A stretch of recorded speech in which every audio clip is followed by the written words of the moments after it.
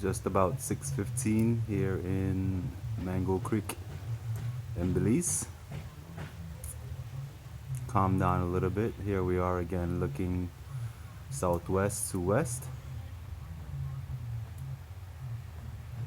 Skies are cloudy, but doesn't look that bad as of yet.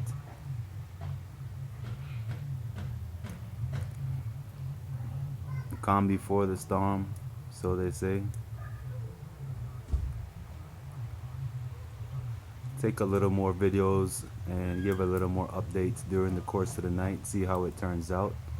I guess by the morning time or in the morning time is when we should be seeing the most of the storm.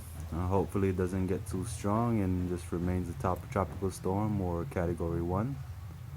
But again, sun is down and evening about to come to a close.